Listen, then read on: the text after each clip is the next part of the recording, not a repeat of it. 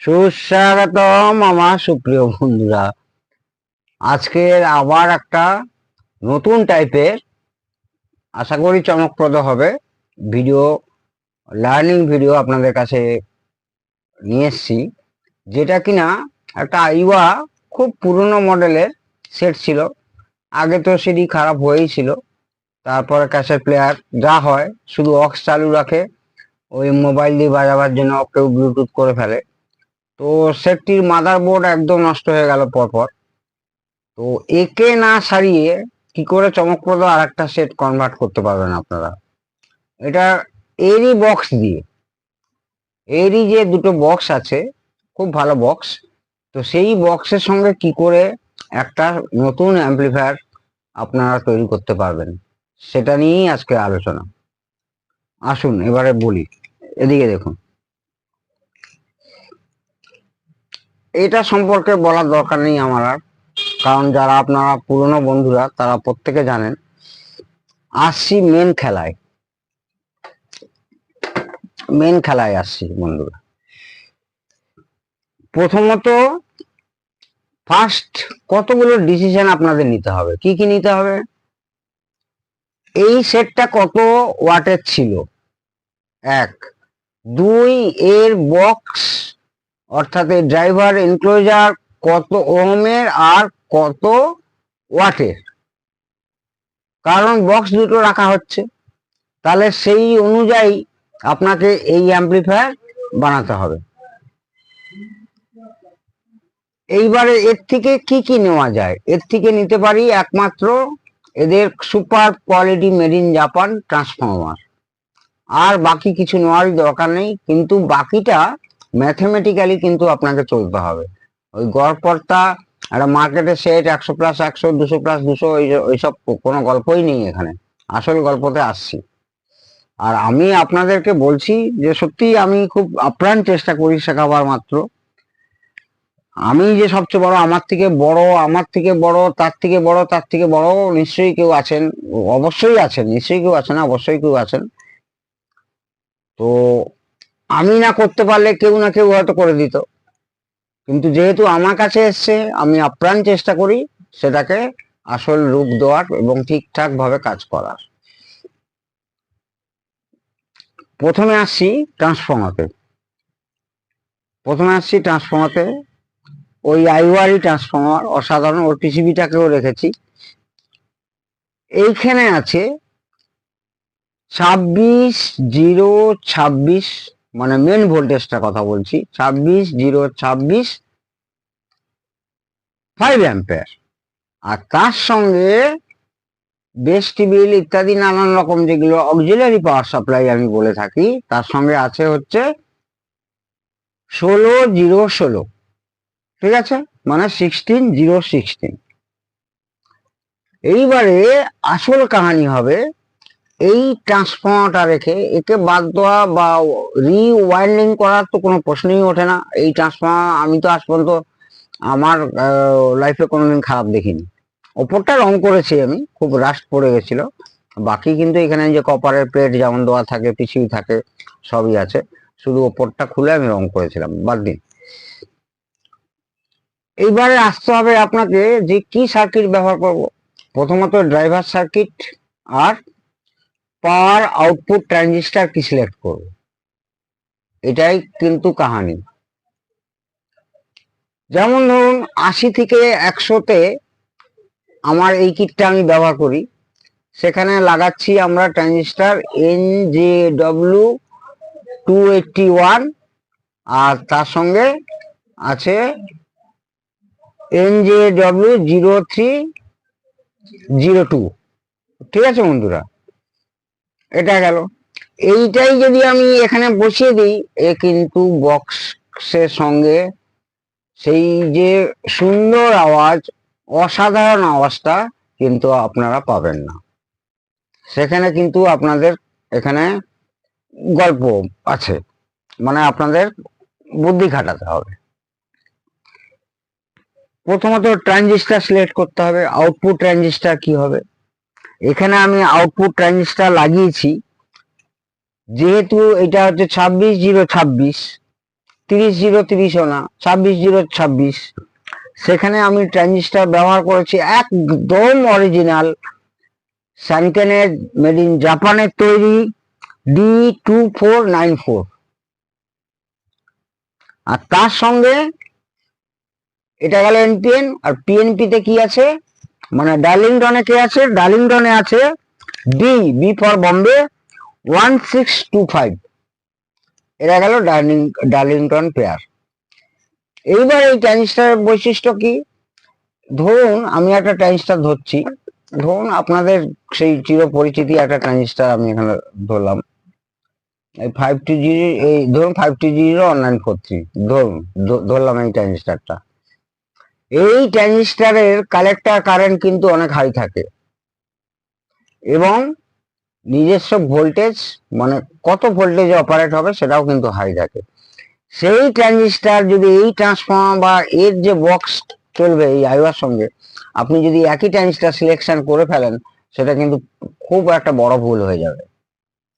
সেখানে আপনাকে দেখতে হবে মিডিয়াম পাওয়ার ট্রানজিস্টার কে আছে, ওই বললাম D2494, আর তার হচ্ছে ডার্লিংটন হচ্ছে 1625, এখানে তাই লাগানো হয়েছে। এবার এর অ্যাম্পিয়ার কত না, এর কালেক্টর কারেন্ট হচ্ছে 6 অ্যাম্পিয়ার, আবার এর অ্যাম্পিয়ার কালেক্টর কারেন্ট কত 15 অ্যাম্পিয়ার। আমি একে ভুল হবে ইউজ করা, আমি একেই ইউজ করতে হবে আপনাকে যদি অসাধারণ একটি সেট বানাতে চান। সব সময় বেশি কিছু দিলে ভালো হয় না, ম্যাচিং এর একটা বিশাল ব্যাপার আছে, বিশাল ব্যাপার, তবেই আপনার খেলা শুরু, না হলে খেলা শেষ। যদি ম্যাচিং না করতে পারলেন খেলা শেষ। সেই অনুযায়ী এখানে আপনাদের ক্যাপাসিটর সিলেক্ট করতে হবে। আচ্ছা, আরেকটা কথা ভুলে যাচ্ছি, এই ট্রানজিস্টার গুলো কিন্তু সেলফ আইসোলেটেড, অর্থাৎ কিনা এই ট্রানজিস্টার গুলো যেমন এইখানে আপনাকে আইসোলেট করতেই হবে, অর্থাৎ কিনা মাইকার দিতে হবে আপনাকে, ধরুন আইসোলেট করতে হবে, কিন্তু এগুলো সেলফ আইসোলেট, অর্থাৎ কিনা এই সামনে যেরকম আপনারা সিলিকন দেখতে পাচ্ছেন, পেছনেও কিন্তু এরকম সিলিকন, কোন রকম এই কালেক্টরের সঙ্গে তো এ যুক্ত, এই কালেক্টরের সঙ্গে কিন্তু এ যুক্ত না, মানে ডাইরেক্ট এই যে ট্রানজিস্টার গুলো ইনস্টল করা হয়েছে ডাইরেক্ট একেবারে মাইকা ছাড়া, একদম সেলফ আইসোলেটেড। এই গেল।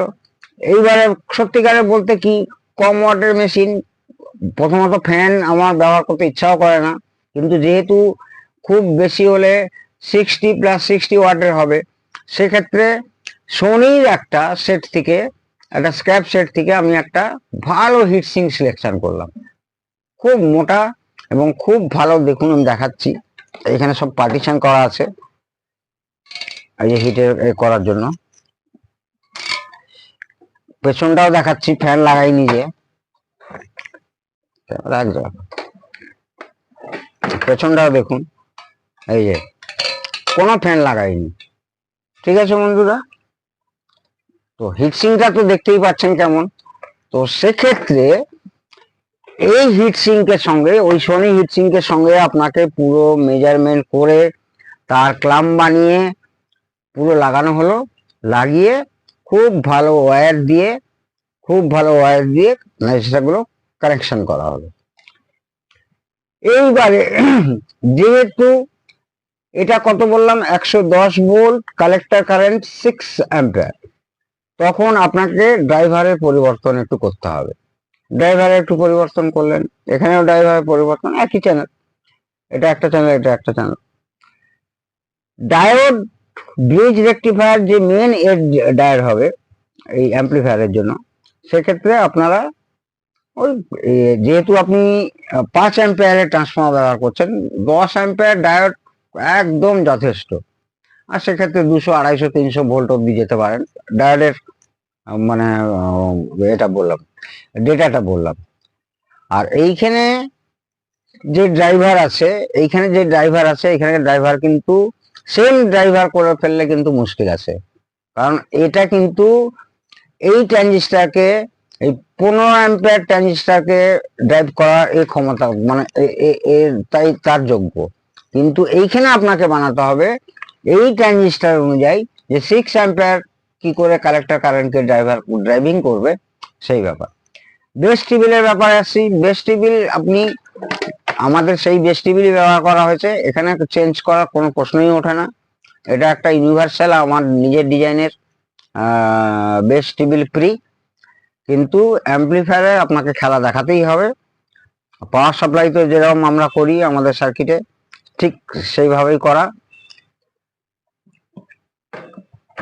অনেকের ইচ্ছে সাউন্ড শোনানো, মানে সাউন্ড শোনাবার জন্য আমি আবার আপনাদের কাছে ক্ষমা চেয়ে নিচ্ছি, সাউন্ড আমি শোনাতে পারবো না।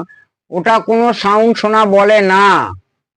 আমার এখানে প্রত্যেক দিন 4 জন 5 জন 6 জন করে কাস্টমার আসছে এবং তারা প্রত্যেকেই বলছেন যে না আপনি ঠিকই কথা বলছেন, এই ল্যাবে এসে যে সাউন্ড শুনলাম আর কখনোই সেটা সম্ভব না।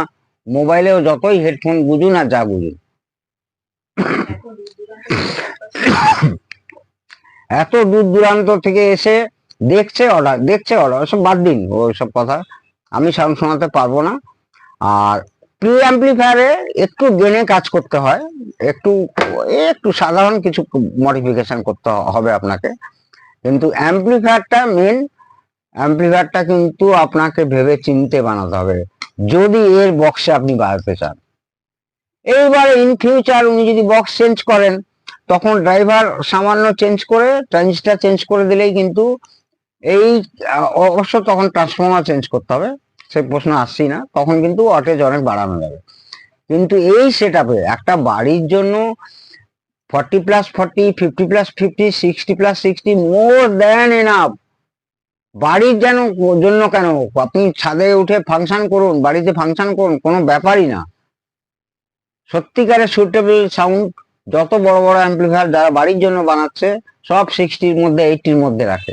এর আগের বার যেটা হারমান কার্ডুন বলছি লক্ষ্মণ দেখালাম 80+80, কি অসাধারণ একটি সেট, যেটা হাইব্রিড সেট ছিল। যারা দেখেছেন তারা নিশ্চয়ই বুঝতে পারছেন। ভেতরে ওয়ারিং একটু দেখিয়ে দিন। এই ওয়ারিং দীপঙ্করদার সব ইম্পোর্টেড খুব ভালো মানের পট, ওয়ারিংও দেখে নিন ভালো করে। আর হচ্ছে এই মুহূর্তে আর তো কিছু মনে পড়ছে না। ট্রান্সটার সম্পর্কে বললাম, ড্রাইভার সম্পর্কে বললাম, প্রি সম্পর্কে বললাম, আর এদিকে আর কিছু বলছি না। মেটাল নব অমুক নব, এটা অমুক ইকুলাইজার, এখানে অমুক তমুক এসব ছেড়েই দিচ্ছি। এগুলো আপনারা যারা পুরনো আমার বন্ধুরা তারা সবই জানেন যে দীপঙ্করদা কি স্টাইলের অ্যাম্পলিফায়ার বানায়। তো আবার লাস্ট শেষ করার আগে বলছি, এর সঙ্গে কখনোই গোলাবেন না এই অ্যাম্পলিফায়ারটা। দেখতে মনে হচ্ছে অনেক অনেক বন্ধুরা আছে দূর থেকে দেখেই কমেন্টস করে দেবো, ও ওইটা এটা একই তো। না বন্ধুরা, কাছে থেকে দেখুন, স্টাডি করুন, করার পরে বুঝতে পারবেন। এসটিকে দেখে বলে দেয় আরে ওইটা ডুপ্লিকেট এটা অরিজিনাল, বাবা আমি তো আজ পর্যন্ত পারলাম না দূর থেকে দেখে বলতে। যাক গিয়ে এইটা এক নয়, এই রেজিস্ট্যান্স গুলোর যে আছে এগুলো সব, আর এমিটার আউটপুট, এটাও এমিটার আউটপুট, এটাও এমিটার আউটপুট, এইখানের ভ্যালু গুলো সব একই আছে, কিন্তু এইখানে রেজিস্ট্যান্স ভ্যালু সমস্ত কিন্তু কম বেশি করা আছে। ঠিক আছে বন্ধুরা, অতএব যেই রকম এনক্লোজার হবে, যেই রকম বক্স হবে, সেই অনুযায়ী কিন্তু আপনাকে সুইটেবল অ্যাম্পলিফায়ার তৈরি করতে হবে, তবেই কিন্তু আপনি মাঠে গিয়ে গোল করতে পারছেন, না হলে কিন্তু আপনি হেরে চলে আসবেন। ঠিক আছে বন্ধুরা, আজ এটুকুই থাক। আপনারা প্রত্যেকে সুস্থ থাকুন, ভালো থাকুন। জয় হিন্দ, জয় ভারত।